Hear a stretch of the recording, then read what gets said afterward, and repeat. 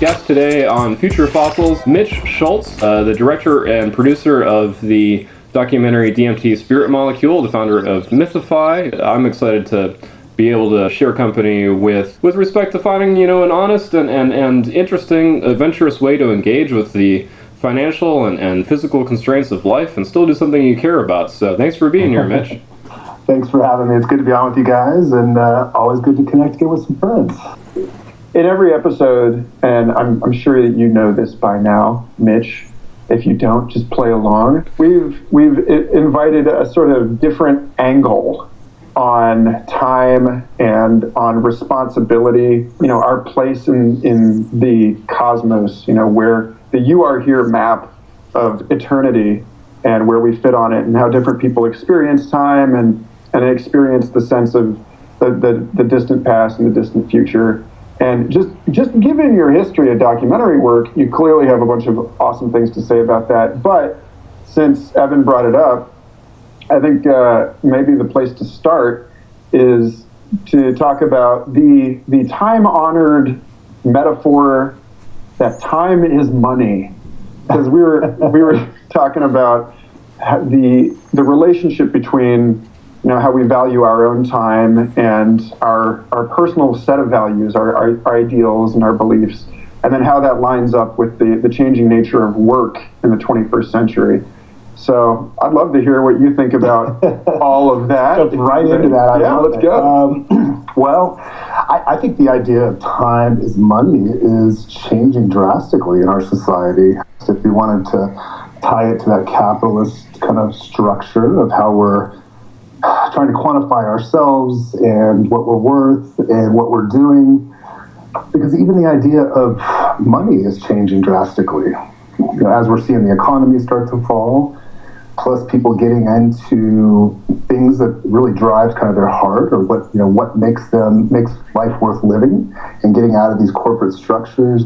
And so, I think those ideas are morphing and changing. And so the idea of time is money, maybe time is peace, or we could probably take it any which way. At the same time, it is that being able to sustain yourself over time and to continue to put out stuff that hopefully people are responding to as an artist. I think a lot of artists struggle with that, but I also feel that a lot of people are stepping back into an artistic expression and how they're looking at their work.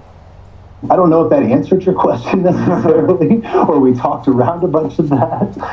But in general, I think time is money is shifting in our culture.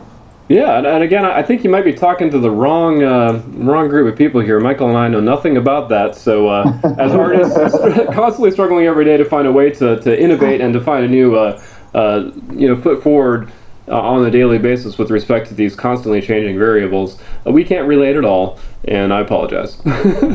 Or alternatively, we this conversation by admitting that all three of us are probably unemployable. Just like that, can we collect unemployable insurance? Or if anybody out there listening has a job that would fit our credentials, please feel free to reach out.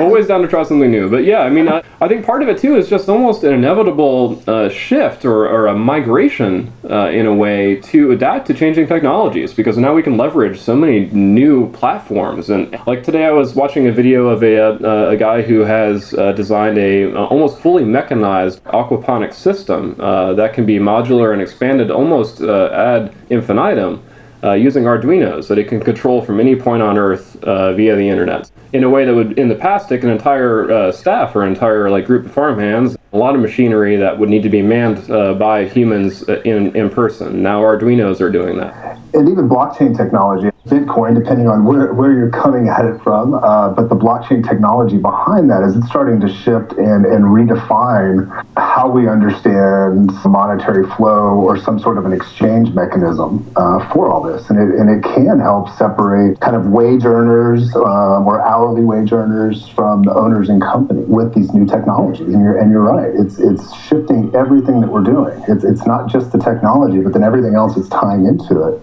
I know that we've soared into the lofty visionary heights in previous episodes, so it's kind of, your sort of liberating work, Mitch, was the documentary DMT, the Spirit Molecule, And so all of your sort of more auteur art projects since then have built on the unprecedented success of that film. You know, in light of that, there's something about credibility and establishing oneself that is related to this, because I think that we're going to have to find new ways and seek out new categories. I was reading an article lately, I think it was in Forbes magazine, talking about how we've hit peak Uber.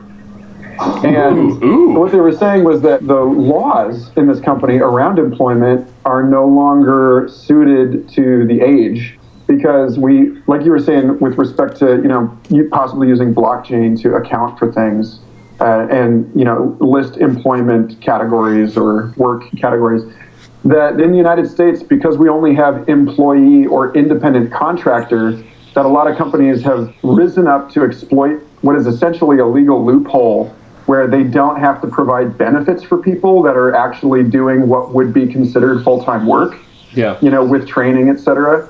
And that what this may require of us is establishing like 2 or 3 new categories for employment, you know, where it's like in between fully independent contracting and full-time employment, where they might get access to unemployment benefits, but they wouldn't have health insurance or that kind of thing.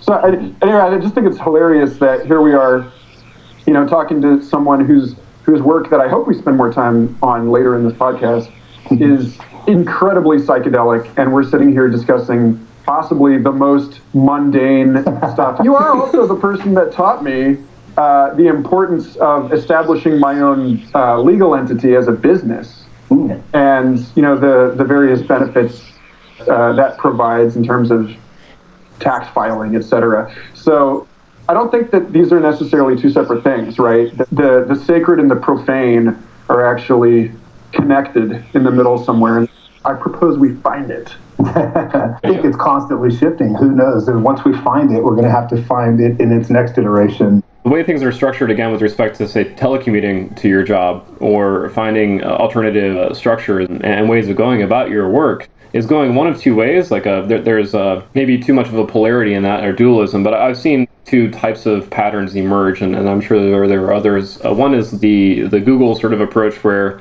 you really incentivize employee loyalty and you provide an abundance of benefits, things that really get down to the core of what human beings resonate with, what we really actually need to get the best work done.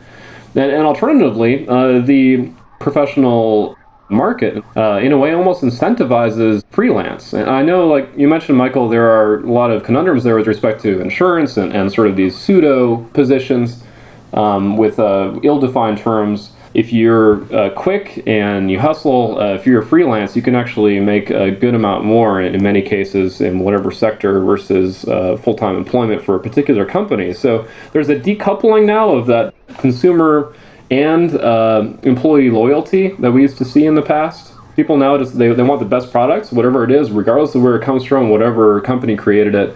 And employees want the best employment opportunity, regardless of who the boss is or the other benefits in many cases. And now it's almost a liability if you're a young person and you work at a company for over 2 years. Many people are actually like doing that for a short period of time and then switching to a new position just because the numbers show that it's more beneficial. My friend just sent me this link to an interview with the Polish-born sociologist, I hope I was saying his name right, Zygmunt Bauman. Okay. And he articulated a theory of what he calls liquid modernity in the late 1990s, which describes our age as one in which, quote, all agreements are temporary, fleeting, and valid only until further notice. So, like, on the one hand, I'm thinking of Aziz Ansari's stand-up routine where he's talking about how flaky millennials are and how bad people are at trying to set up dates by text. Yeah. And right. So, but then on the other side of it is the graphic novelist Alan Moore had an interview in which he said that he saw what our society is going through right now as kind of a phase transition, and said that, you know, that what Bauman is calling the liquid modernity would be, you know, holding multiple contracts simultaneously, and, you know, this sort of technomatic predilection for juggling multiple topics and living in the intersections and, you know, living at the synthesis of things. is very much like the what I feel like has been revealed to me through the psychedelic experience, in terms of, you know, what this higher level of order in which our mundane reality sort of precipitates or emerges. And so maybe, like, as our society is getting more psychedelic, it's also getting sort of truer to the nature of reality, or like harder to escape because the change is so much more obvious. I don't know if that makes any sense. Yeah, and I think the psychedelic experience, or mystical experience for that matter, can take away those boundaries, if you will. And I know it seems a little new age or trite, but it's it also opens up to, hey, everything that I'm telling myself is just that. I'm just telling myself that, and there's a lot more to reality, if you will, than just your story. And in fact, there's billions of stories happening on this planet at any given point, right? And probably more than that even. I'll just keep it within the human realm. But it does. It opens you up to new possibilities. You get to look at things in completely different ways. Your perspective changes. And even if that doesn't completely lock it down, it gives you that possibility of saying, hey, there's something else here to explore. And this isn't the be-all, end-all, so to speak. And I think technology is doing the same thing. It's making us more psychedelic, not just the psychedelics. Where technology now, with the internet, 20 years, a little over 20 years old, I guess, opening up and smashing cultures together and showing hybrids of all sorts of amazing stuff. And we're getting kind of pushed into that next realm just because of that. Yeah, I mean, we almost don't have a choice. It's kind of like a adaptive progress in the response to these technological developments that in some cases have been made quite a long time ago. And there's kind of a lag or a latency between the human user and the technological capacity available. And something that keeps on popping up for me personally is finding the best fit for these technologies, like finding a way to sort the signal-to-noise ratio, which we mentioned in a previous podcast, sort of a parallel to digital signal processing, and alleviate these sometimes overwhelming amounts of data and information, emails, social media retweets, whatever it might be, and really find the best utility for them. So it's kind of like a pendulum. No wanting to respond to any of your texts, and then one day for me, like, I'll go through 100 emails, 100 texts, and binge it and try to deal with it that way, but it's unsustainable. So we're learning how to use it, and I think it's going to take a while. Definitely, and they don't happen overnight. I think we're reminded of that pretty much daily, even though I think on our human time scale, we want it now. Getting back to the time idea, Michael, of trying to force things through, but a lot of times if we get out of the way, that time just kind of does its thing, and there's more complexity here than just our own simple life, right? So they are going to take some time to kind of shake themselves out and let the viscosity change. There's that great line. I think this is one of those things that's like attributed to random Native American proverb, but that notion that our effort, our striving, is pushing the river, and that given the three of us have spent so much time, this just seems to be a thing worth discussing today. It's come up a couple times. This notion of a critique of the self-professed conscious or visionary or transformational culture that is, it gets points for acknowledging that it's participating in the evolutionary process, but is in some sense also pushing the river to the extent that we take credit for participating in that process, that we think that we're the ones that are evolving the world rather than the evolving world is evolving us. Exactly. There's that humans, if we could look back through our history, have been very egocentric in how much we think we're in control, or our perspective is exactly right, or it's them over there that don't understand what's going on, or America's great, whatever it may be. And you're still hearing it in this kind of visionary culture of, oh yeah, we're the ones doing it, and it's still a very exclusive club. It shuts out a lot of it, and it takes us out of the natural space or the natural or reality, if you want. This thing is much bigger than one human or the entire human population. We're just part of this system, and we're not really pushing anything forward, as far as I'm concerned. We're riding waves, playing a role in it, but I don't think that we are pushing it forward. Right. Well, this coming from a guy who's used social media to propagate and move forward information with respect to psychedelics and other states of mental and spiritual experience that, in a way, nullify and transmute time. So full disclosure there, Mitch, I feel like you should, take riff on that at some point if you would like to. But I hear you. Like, it wasn't me. Fair point. I mean, it's kind of like the idea of, feeling really big for your britches, basically, if you feel like you can control everything, kind of the Trump mentality. Or alternatively, there's the route you can take, which is feeling totally worthless or like you're nothing and like you're tiny in comparison to the rest of the universe. But I guess like recent data has shown that compared to the estimated size of the cosmos and what we know about the Planck scale of sort of quantum behavior, that human beings are pretty nicely situated in the middle, like in the Goldilocks zone of scale. And we're kind of important, but we're also kind of not. And I like that personally. It makes me feel like the pressure's off, but there's still something to do. Definitely, and I think there's something to that. If we can just look at our own planetary culture here and start to see that we are having an impact on the nature of reality around us, and we're starting to become more and more aware of that. So it's not that we're irrelevant. We definitely are playing a role, but it is not the be-all, end-all. There's so much more involved in it, but for whatever reason, we seem to be kind of on that edge that's shifting that conscious perspective of the universe, and in some way playing I guess we're learning how to tweak the knobs a little bit. So that awareness right there opens up to something beyond just us being a cog in the wheel. Yeah, there's a book that I'm probably going to bring up every single conversation that we have, Evan, so I apologize. But Mitch, I've been on kind of a bender with the rich media surrounding this book, The Clock of the Long Now by Stuart Brand, in which one of the chapters, every essay in the book is a different take on time and longevity and what it means to think over long spans of time and what it means to nest human activity within natural cycles. And he's got this particular chapter where he's talking about there being like harmonics in which the quickest things to change are fashion, whereas the slowest things to change would be like cultural traditions like religion.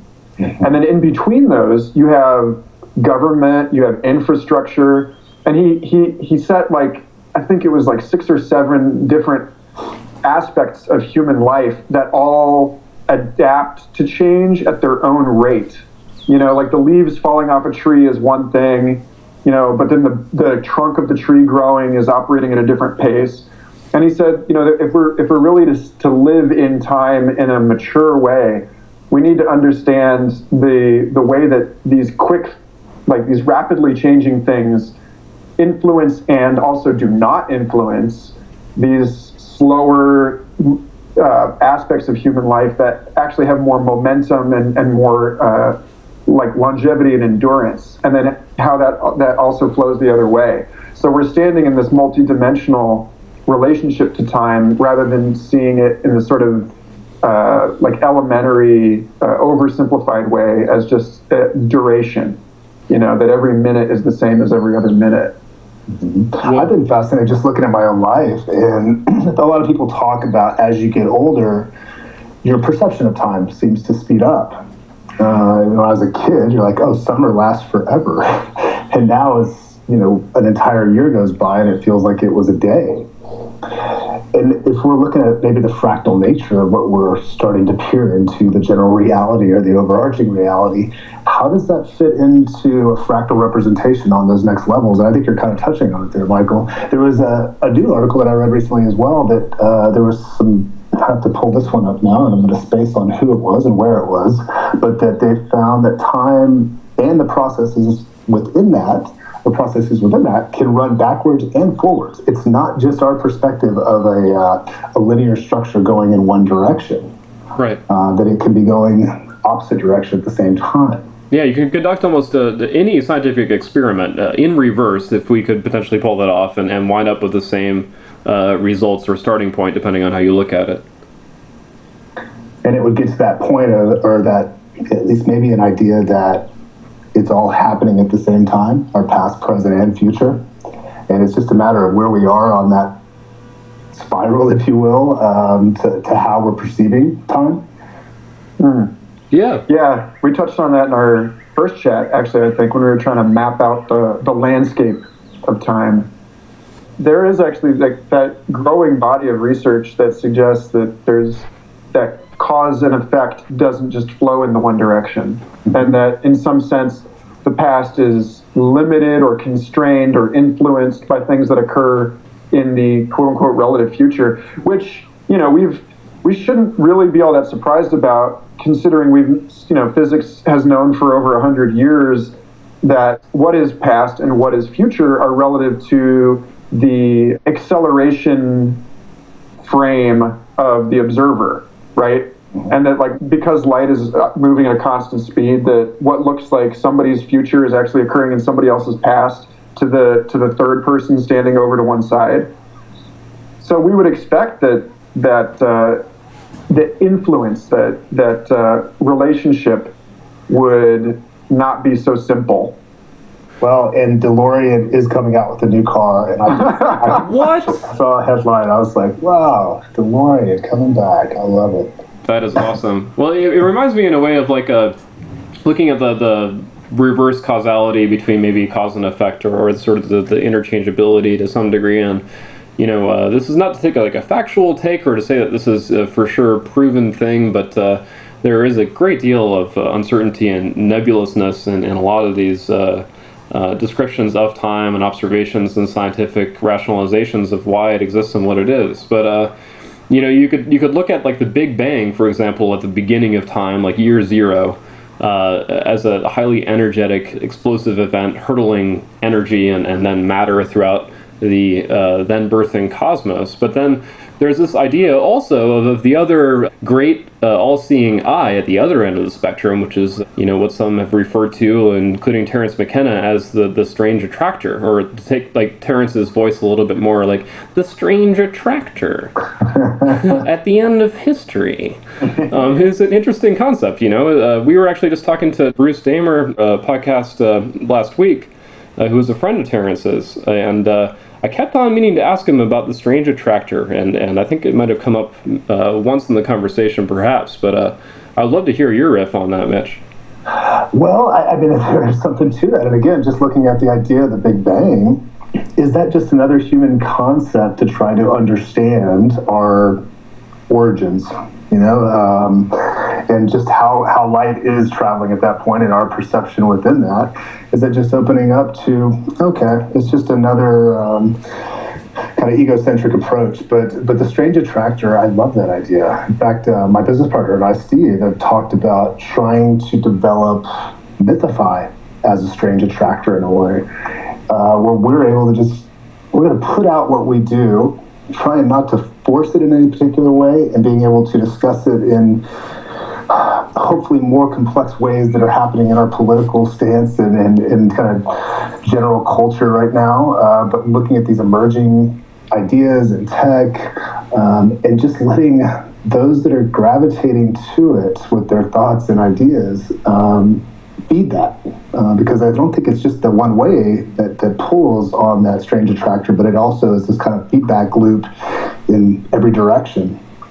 Something I've felt as well, kind of in this this more psychedelic mentality at times of a spiral feeding into itself, or a feedback loop in general. But that's definitely an aside. I'd love to loop back to, speaking of which, Mythify, which is your platform for multimedia integration of multiple contributors. Yeah, it's in general, it is kind of a 4-part story. DMT being kind of the beginning of that, or the seed of that. Putting DMT together was a large and a heavy learning process that I was undergoing personally while going through that, and it became more than what originally was just the psychedelic experience, where my mind was blown. I was like, wow, this is a story, I've got to go tell it. But piecing those things together, you start to see that, all right, you can have these experiences, psychedelic experiences or timeless experiences, but we are in this three-dimensional space. So, and I had to start asking myself questions of how am I moving in the world? You know, how are we growing food, or how am I treating animals? How am I using resources? And trying to tie in that psychedelic or mystical state into the three-dimensional realm. And it got a little bit more interesting. And we started shooting the second part of this Mythify story a few years ago, and picking that back up actually again this year. But then there's also that next sense of when you are kind of in the three-dimensional space, living in a symbiotic relationship, hopefully, how are you celebrating that? You know, how are you expressing your being, whatever that is? It could be dance, it could be art, writing, any number of things. And then taking that into kind of a general story or new mythology, sharing with others and communicating with others and getting that feedback loop. So we wanted to look at kind of a big overarching human story and then open it up.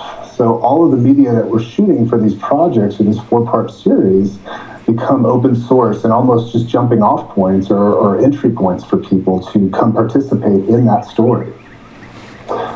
So yeah, Mythify is kind of at least the base of it, a 4-part story for us, but then we're putting it out there and then inviting other people to come in and play with that. Other contributors, people that might want to just comment, people that might want to use the footage or the music to create something new, or those on the edge that are out there doing some very interesting things. Just start connecting the dots a little bit, pulling in some of these people to get outside of their own kind of circles and start looking at the complexities a little bit more. Sure, man. I dig that a lot. It's a really solid base for expanding lots of media that I'm sure will be highly novel, to say the least. You know? It's interesting talking to, even setting up, getting back to the legal structures and the business aspect, setting this up with a lawyer and saying, okay, well, I just want to put my media out for free and open source it. And the lawyer's like, I don't understand. Is it okay if they just make it what they want? Are you sure you want to do that? I'm like, yes, that's what we want to do. Make sure it happens. Because it's those rubs against these old systems where they don't quite understand that. But I think that the value is much more than just an hour and a half film. Yeah, you're like, I know it's unreasonable, but make it so. Like, we have to go to Warp 10 pronto, Scotty. Like, it's got to happen. But yeah, there's a lot going on with that. We are picking back up on the development of Mythify. We have kind of conceptualized it and tried to, in the background, build this thing in our minds and kind of on paper. And now we're going to try to start implementing that stuff this year into the site and ultimately this platform that people can come in and participate in this remixed mythology. Michael, I know you're chomping at the bit for a question. You probably have a really good juicy one, so I'll cut to the chase on this one. All right, so I'll get there really quick, but I thankfully have not had too many dealings with lawyers and people in the legal scene, so to speak. But I do know that if there's a case or a opportunity for a lawyer or somebody involved in the legal field to do something new, that it can set a precedent for future cases and future opportunities. So by providing a challenge, you are in a way also opening a legal opportunity for future entrepreneurs and people endeavoring to choose a novel route themselves. I hope so. That's it's what I want to do. I more than even kind of putting documentaries out is how are we just trying to open up to some new ideas? And if I could spark that in one individual, I feel like I'm doing my job. So I'm hoping that continues to grow and that we can light more than one spark, so to speak. So here we are. I think Mythify is definitely interesting as a platform. I think my interest, though, moving forward is more about the projects that you have on your plate right now, film projects, Mitch, and what's going on for you with that, and then how you see, for me the big question with this entire podcast has been an issue of legacy. That's why it's called Future Fossils. It's about what it is that we're leaving behind. Not even necessarily the things that we're aware we're leaving behind, and so it provides us an opportunity in the same way that birds walking on a beach are not necessarily aware that their footsteps are going to be preserved in mud, and then it's going to be, you know, something that somebody finds 150 million years later. There's this question of how are we going to be observed? What are we leaving behind that we're not necessarily leaving behind intentionally? And then why, you know, what is our relationship to the future? So that's the light that I'd like to cast on the work that you're doing and why you're doing it, and how you imagine or hope that it will be received by those still unborn. Dang, man, that was good.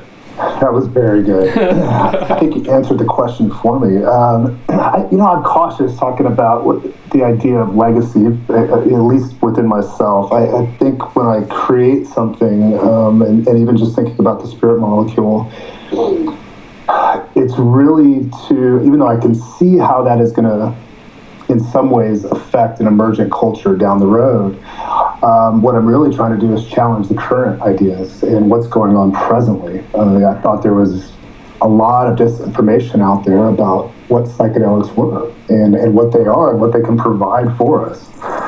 And I'm seeing the spirit molecule now that it's been out for almost 5 years, or roughly 5 years, that it still has this kind of strange attractor aspect. And most documentaries are going to die out after 6 months to a year.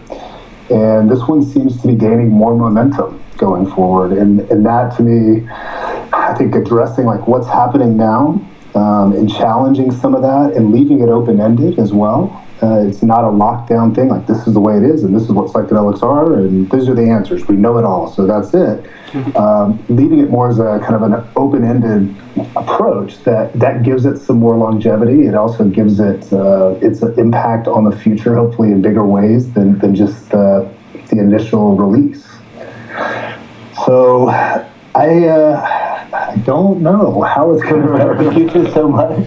I hope that it does. I hope it continues to resonate with people. I think the ideas and stuff within DMT particularly have just started to kind of culturally resonate with people. I think there's a counterculture or underground that gets it. But then as we're moving towards this more psychedelic or open or kind of emergent culture, that more and more people are going to come to that and explore those ideas and talk about it once they go see it. It's not that they just experience this linear hour-and-a-half movie or an hour and 15-minute movie, but they are taking those ideas and starting to discuss them with friends, and possibly that's what I'd hope for, I guess, with that work. And that carries through to the other stuff as well, the other documentaries. Even the new one here that I was talking about, it's called Grounded Being, and looking at kind of our symbiotic relationship in the natural world. Yeah.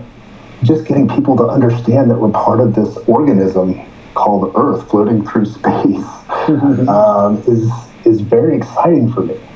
It seems like kind of a simple idea for a lot of us, but getting people to pull back and actually get back to that time in the 60s when we're looking back at Earth for the first time as an entire planet. We kind of skipped over that. It had a big impact, but then getting back to that now and seeing how we're playing a role in that changing system, but understanding that we're a part of that changing system and not separate from it. That's, I think that's a futuristic thing too, and hopefully will have an impact down the road. So maybe the metric is not how long can we remain relevant, but how soon can we be irrelevant? How soon is it that every human being on the planet is just like popping out of the womb with this understanding, inherited epigenetically from their parents who got it for their whole lives? As soon as everyone appreciates the fact that they are maybe just like a cell participating in the multicellular body of this planet, these ideas that you're having to issue forth like molten lava upon the barren landscape of modern culture, that lava is eventually going to cool and form new ground, and hopefully that would happen as soon as possible. Hopefully I live to see the day when I'm talking about this stuff and my grandkids are like, you're not, yeah, okay, we get it. Nothing new here. Okay. We've already moved on to the more important thing, which is how do we participate in the Galactic Federation? That's it. And it's not that we're all going to start waking up or being born. And I think we've had this discussion before, Michael, that there's different frameworks on the planet. There's different realities operating. So not everybody pops in with that information all at once. Yeah. It is a slow process, and it is like molten lava. It's a great way to look at it. It slowly oozes out, and as it solidifies, and it kind of impacts itself in one culture, and then that, due to the nature of the world now and the connectivity of everything, starts to solidify another culture, and so on and so forth. Yeah. Trees, I've always been fascinated by how trees perceive time, and plants they've been around a lot longer than we have, so evolutionarily they probably have something to offer us if we just stop for a second and listen. Mm-hmm. And they're fascinating creatures also, that their food is sunlight, and then their waste is what makes life possible. That to me that blows my mind. It's a simple thing that I think a lot of people just kind of gloss over. But walking around and communing with trees or plants, and you mentioned psilocybin. We'll talk about the fungus and talk about what's going on there. That whole neural network is. And Terrence had plenty to say about that. I would highly recommend diving into it. It's fun and it's fascinating, and I think plants can communicate with us, not just in the psychedelic sense, but if we actually stop, take some time to, and this sounds so new age, and I hate the fact that it does at times. we can feel you there too. Yeah. Give it a shot, people. Give it a shot. Ask the trees what time it is. Ask the trees, like you said, what love is, what their perception is, and just listen.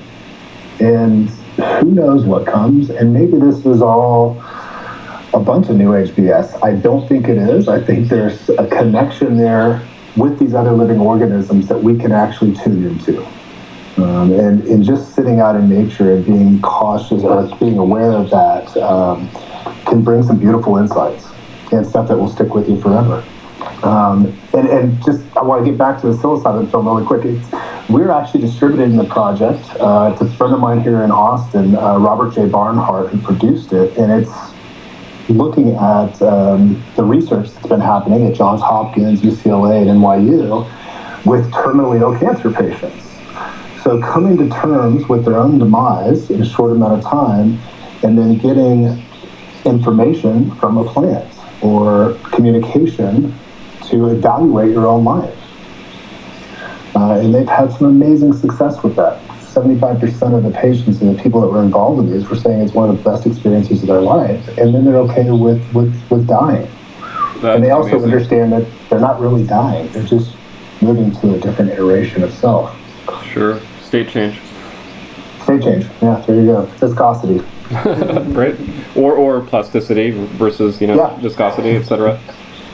Well, a lot of that benefit that we're now confirming as conferred by so many, so vastly more than the minimum threshold for any kind of big pharmaceutical initiative. It takes almost nothing to push some new drug through the system, but these findings are putting this rate at a reliability level vastly higher than Lipitor, etc. Hey, lay off Lipitor, man. Lipitor's great. Sorry. If any pharmaceutical worked 75% of the time, it would be a total miracle drug. But so at any rate, the cool thing that I think about, what you're pointing to here is that these benefits appear to be offered by these experiences in part precisely because the psilocybin interacts with the brain in a way that it loosens or it downregulates the activity of the parts of the brain associated with defending a sense of self in space as a self-other boundary and in time as the narrative construction of an ego. So it's actually the sort of the deconstruction of what we take as our everyday idea of what it means to be a person moving through time. This is what actually grants people this remarkable equanimity and peace and it's the very vision of the groundlessness of their identity in time that makes it so much easier for someone to face death without fear. Yeah, and Dennis McKenna has a great way of talking about this as well. That there is a molecular language, and that is a communication mechanism for plants. It's not just psychedelic plants, but even the food that we're putting in our body. And there's an actual discussion and dialogue and communication going on through a molecular process. And so it can do just that. It can erase the idea of that ego. It can open you up to timelessness, and those structures and those beings. And I really do think there is an intelligence within plants can communicate with us. Yeah, I mean, just to take the devil's advocate perspective really quick, though, I'm sure you guys have had experience with this as well, but the pro-trippers out there who engage frequently and intensely in these endeavors, and yet still seem to have a significant chunk of experience missing. I've run into that many times where there's somebody who swears by ayahuasca, and they've personally gone to the Amazon and have a deep friendship with a shaman, and they come back home and they still keep losing their girlfriends over and over. And then things just keep happening. The ego expands at times. Sure. There is that aspect of it, and it's not a panache, It's not an overnight. It's not a silver bullet. It can give us glimpses into those states, though. But it also is us coming back into three-dimensional reality and actually doing the hard work. Once you've had that awareness, you're gonna have to do something about it. It's not gonna just be. We have to start changing those patterns within our lives. That's usually the cause of failed relationships, or the reason I'm always angry, or fill in the blank here. Yeah, I mean, my personal experience with especially mushrooms has been kind of on par or similar in a way to like Scrooge waking up on Christmas Day after having been visited by all three ghosts of past, present, and future, and thinking, wow, I got another shot. This is amazing. I've really got to call all the people I love. I've got to get them some sandwiches, give them hugs, and just having this new sense of liveliness, this deeper verve.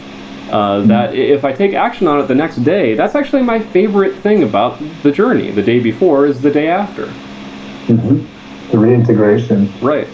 That's my favorite part too, because that's when I start getting annoyed with things. And I'm like, oh, there it is. I never stop. No, I'm just there it is. I can't, you can't just float around. This is the opportunity to test my revelations. I've got to anchor all of the lofty guru stuff in, being annoyed with my girlfriend's cat, etc. That's the real moment, right? Is when you no longer hear the trees speaking to you.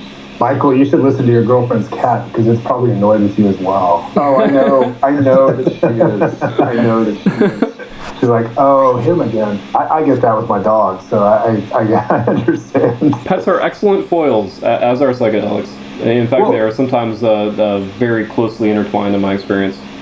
Well, yeah, I mean, definitely, there is also, in a strange way, and this is getting kind of off the deep end here, maybe, but I do think that pets, the modern domestic familiar, the notion that these are the animals that are now domesticated because they were already living in proximity with human beings and in close relationship to them.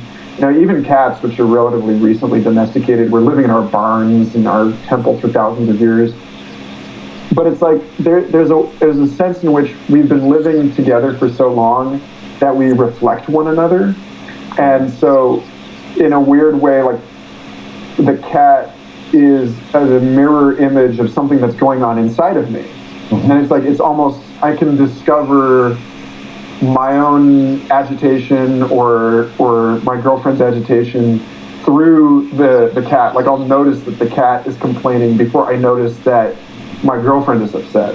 And that they have a very different sense of time also, because they lack all of that neural machinery that allows them to establish narrative structures. Right. And so everything is very urgent and immediate for them. And so, trying to step into that state of consciousness has been really illuminating. Sure, it's like the canary in the coal mine, you know, or having a external or perceived external foil for your own internal machinations that in a way can be revealed. The presence of an animal will just happen there right in front of you, whether you want it to or not. And it's beautiful if you sit back and clean up the mess, if there is one, and deal with it. There's something always to be learned, I think.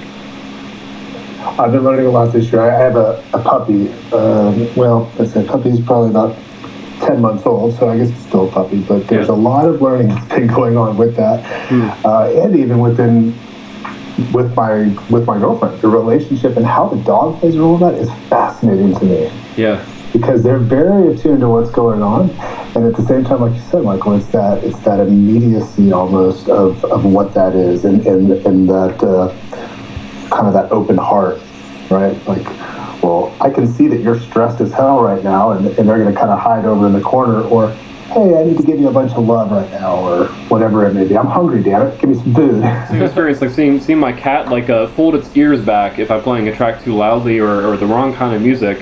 And, you know, if I've been in a psychedelic experience and I put on the wrong kind of music, my ears go back the same way, metaphysically. So I often, like, now will just, when I'm producing, I'll keep the cats nearby, let them, like, kind of hang out on the desk and everything. And it's interesting how those things play back. But it does ultimately, in a way, come back to this deeper, and in some cases, apparently or seemingly missing connections to the deeper natural world. And there are many points of access, including just through ourselves, through meditation, or through staring out the window at the birds of the trees, or even a brick wall, whatever you can find. I'm looking at all three right now, brick wall, tree, and birds. There we go. Even better, man. The perfect trifecta. So something that I'm noticing, maybe we can sort of synthesize or extract this out of the conversations. It's coming up again and again and again, which is the way in which non-human perspectives, whether that's our, you know, the pet cat or the tree that you're communing with in non-ordinary states of consciousness, that these perspectives sort of round out or complete the human experience, and that we're actually less for not considering what it's like to experience time as all of these things. And so in some way, you know, we're not even fully human without the entire ecosystem within which we have emerged. And so, like, really, it gets back to that issue of relativity on the temporal landscape. Like, really, you know, when you're in a room with like 4 different species of creatures, or maybe even 4 different people at 4 different points in their life, you know, because like you were saying, Mitch, earlier, our experience of time changes. But like, there's this sense in which there's actually, you know, as many different kinds of time going on as there are in the room, and together they create this, you know, it's like the 5 blind guys on an elephant, you know. Yes. You mentioned that earlier in our chat. So there's something about the, no matter how multidimensional we can get with our own understanding of time as human beings, that's still merely conceptual, and that there's something even like perhaps unimaginably richer about understanding time as it is simultaneously experienced by all manner of different neurological types and you know, organismal configurations. Yeah, and hopefully being able to peer into those with new technologies helps give us that glimpse a little quicker. But I think that's kind of happening on a planetary scale. I mean, just the talks about global warming, and I won't even get into all the issues behind that, but there's this awakening that's happening that alludes to, hey, we are not the only ones here, and we're playing an impact, we're having a huge impact on the rest of the natural or living world.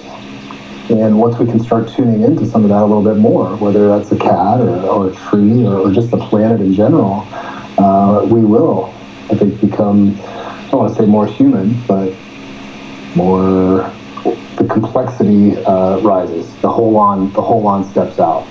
Yeah, I mean that's an interesting paradox of a modern, especially Western perspective. Is like these disparate but simultaneous perspectives of human beings are amazing. We can do anything we want. We can accomplish these global systems. We can go to the moon. We can send a probe to the outer reaches of the solar system and take multispectral images of Pluto.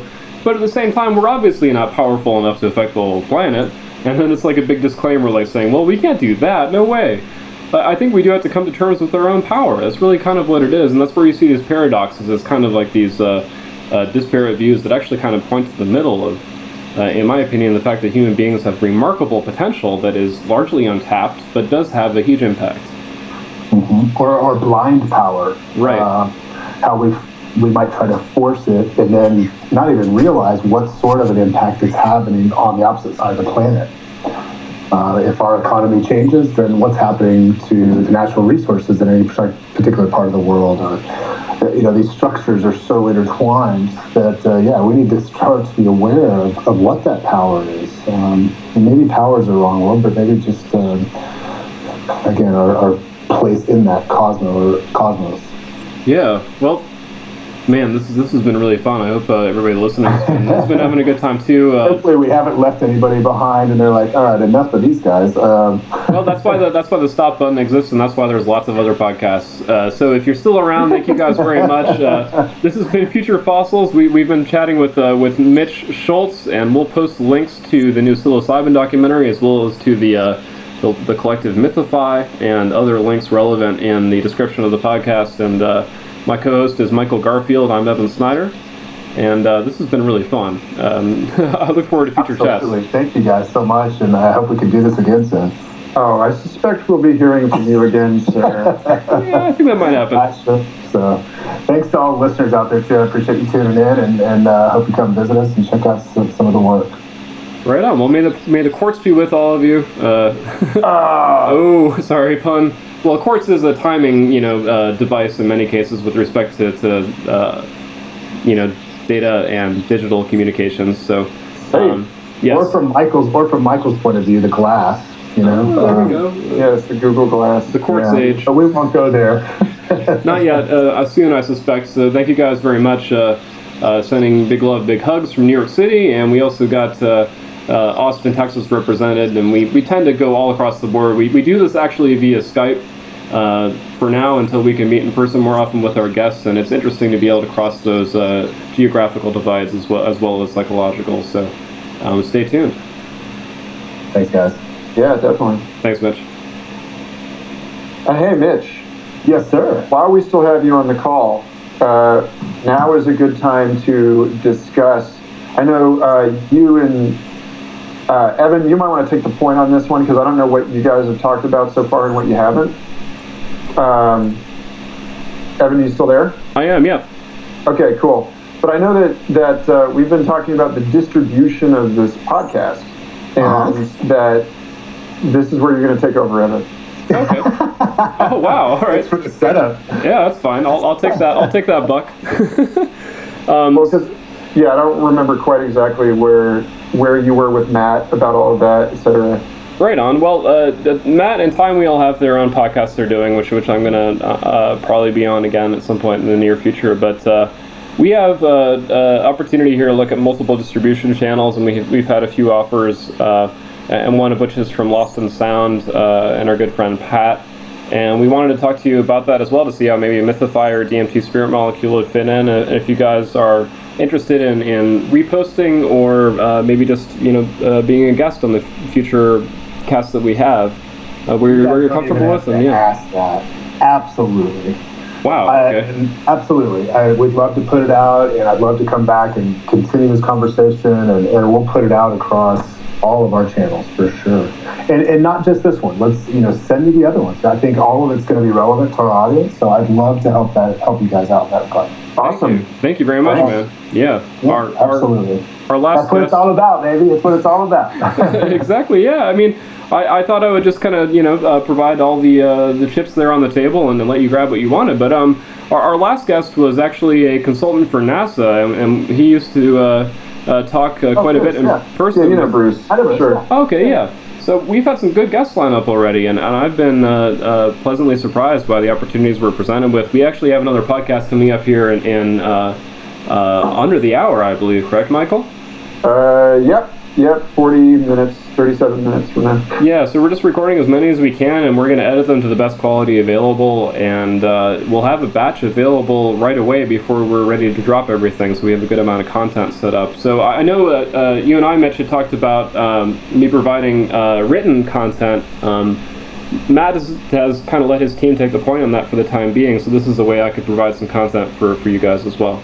Absolutely, and yeah, just send over any of those, and we'll put them into the feed, and we'll get them posted. Fantastic.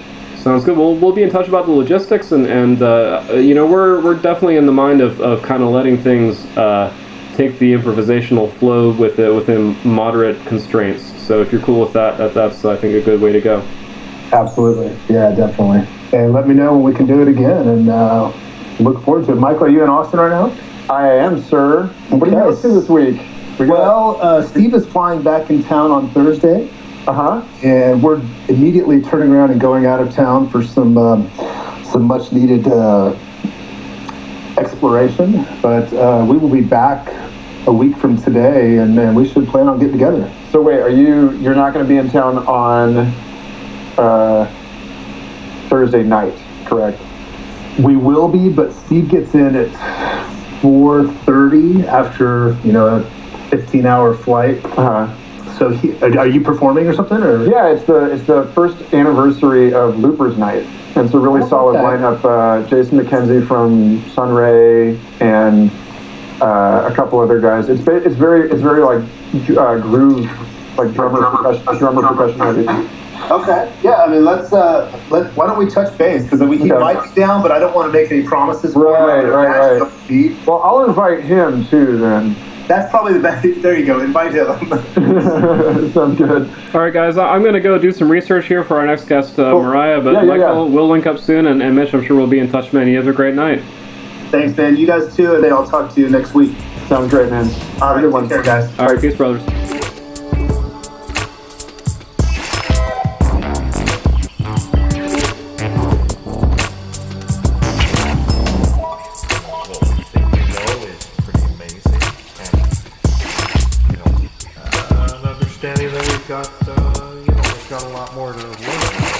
Not done here, and we may not ever figure it out. We probably won't figure it out.